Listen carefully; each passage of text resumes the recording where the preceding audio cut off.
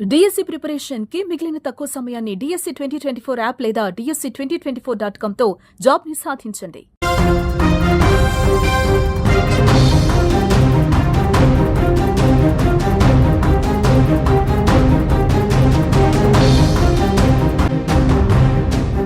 అమెరికాలో ఉగ్రదాడి కలకలం రేపుతోంది. అమెరికా అధ్యక్షుడు డొనాల్డ్ ట్రంప్ అధికార నివాసానికి సమీపంలో ఈ దాడి జరగడం ఇప్పుడు చర్చనీయాంశంగా మారింది. అయితే ఉగ్రవాదుల దాడిలో అమెరికాలో ఇజ్రాయెల్ రాయబార కార్యాలయానికి చెందిన 2 ఉద్యోగులు దారుణ హత్యకు గురయ్యారు.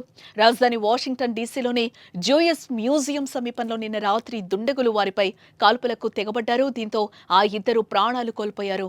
ఈ ఘటనను యూదులపై మత విద్వేషపూరిత ఉగ్రదాడిగా ఇజ్రాయెల్ అధికారులు అభివర్ణించారు. గాజాలో ఇజ్రాయెల్ దాడుల నేపథ్యంలో హమాస్ ఈ కాల్పులకు పాల్పడినట్టు భావిస్తున్నారు. అయితే ఈ ఘటన అమెరికా దర్యాప్తు సంస్థ FBI వాషింగ్టన్ ఫీల్డ్ ఆఫీస్ కు కొన్ని అడుగుల దూరంలోనే జరగటం గమనార్హం. అమెరికా హోంల్యాండ్ సెక్యూరిటీ కార్యదర్శి క్రిస్టీ నోమ్ ఎక్స్ వేదికగా ఈ విషయాన్ని ధృవీకరించారు.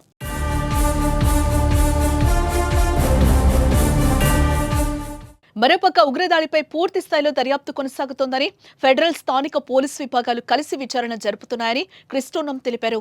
మరోపక్క బాధిత కుటుంబాలకు ప్రగాఢ సానుభూతిని తెలుపుతున్నా ఈ దారుణ దాడికి పాల్పడిన నిందితుడిని తప్పకుండా శిక్షిస్తామని క్రిస్టినోమ్ పేర్కొన్నారు. ఇక ఇదే విషయంపై FBI డైరెక్టర్ భారత సంతతికి చెందిన కాష్ పటేల్ స్పందించారు. జూయిష్ మ్యూజియం వెలుపల జరిగిన కాల్పుల ఘటనపై తమకు సమాచారం అందింది. తాము సైతం పోలీసులతో కలిసి దర్యాప్తు చేస్తున్నామన్నారు. బాధిత కుటుంబాలకు తమ తరపున సానుభూతి తెలియచేస్తున్నామని ఆయన ఓ ప్రకటనలో తెలిపారు. కాగా ఇజ్రాయెల్ రాయబార కార్యాలయం ఈ ఘటనను ధృవీకరించిన తమ ఉద్యోగుల వివరాలను మాత్రం వెల్లడించలేదు. ఇజ్రాయెల్ రాయబారి దాడి సమయంలో అక్కడ లేరని మాత్రమే పేర్కొంది.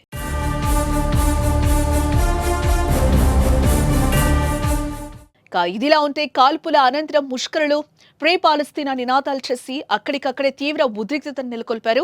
ఈ దాడిని ఐక్యరాజ్య సమితిలో ఇజ్రాయెల్ రాయబారి డానీ డానన్ తీవ్రంగా ఖండించారు. దాడిలో పాల్పడిన వారిపై అమెరికా ప్రభుత్వం ఖచ్చితంగా చర్యలు తీసుకుంటుందని తాము నమ్ముతున్నట్లు విశ్వాసం వ్యక్తం చేశారు. మరోపక్క ఈ ఘటన వాషింగ్టన్ డీసీలో చోటు చేసుకోవడం ప్రత్యేకంగా ఆందోళన కలిగిస్తోంది. ఎందుకంటే ఇదే నగరంలో అమెరికా అధ్యక్షుడు నివసిస్తున్నారు.